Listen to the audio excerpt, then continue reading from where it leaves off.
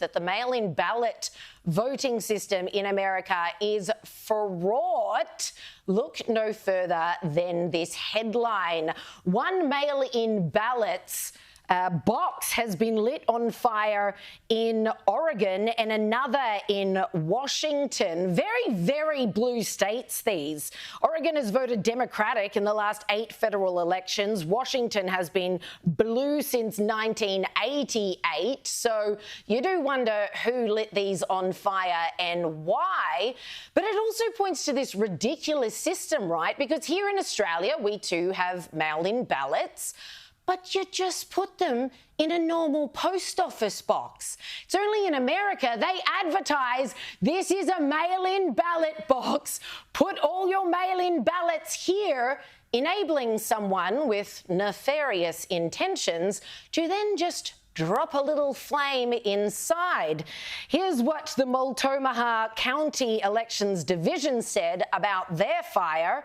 Fire suppressant inside the ballot box protected virtually all the ballots. They reckon only 3 ballots were damaged. Voters should be assured that even if their ballots were in the affected box, their votes will be counted. But take a look at this footage of the box in Washington. Something tells me that these ballots won't be able to be counted. We're basically talking about a pile of ashes there. Washington says that potentially hundreds of ballots were burnt to a crisp. Why can't these guys just come up with the same system as ours, where their normal postal mailing system is making sure these ballots arrive safely, as opposed to special postage boxes where they're like, hey, if you want to mess with the election result, mess with these boxes. You're advertising for trouble. The other strange thing about this is you can't do anything anywhere without CCTV footage capturing you, right?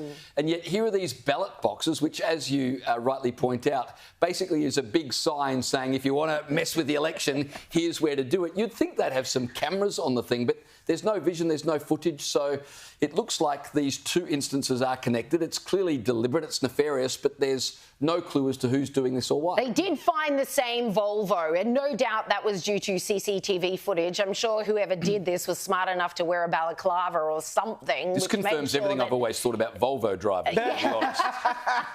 Which is what? Everyone James? knows they're dangerous. I'm sure a few Volvo drivers are watching. My sister drives a Volvo. Well, now we know what you think of your sister. Hello, Mrs. McPherson. I always thought Volvo drivers were boring people. I didn't think they'd have it in them to go. Oh, come on. Volvo's a classy car. Hello to Peter Gers. If you're watching, South Australian viewers will know who I'm talking about, who's been driving around in a banged-out old Volvo for about 50 years. But it just goes to prove how divided the United States is, that you would take it upon yourself to go and set fire to other people's ballots. Like, it would be one thing to try and steal the box or try and break into it and take those ballot papers away. To actually set fire to it, you're not just saying, oh, well, I'm setting fire to some voting papers.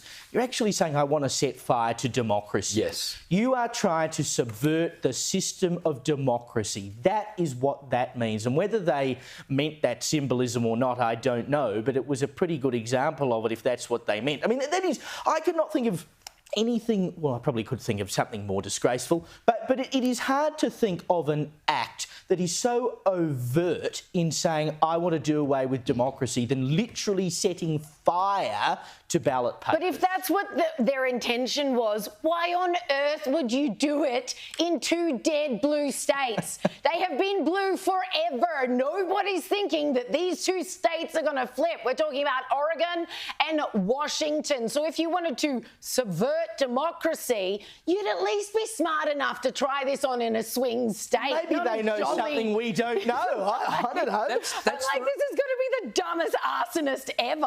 The rumour online is that it's Antifa who are responsible, who have the stated goal of making America ungovernable. But no one ever argued that Antifa members were smart. So there you go.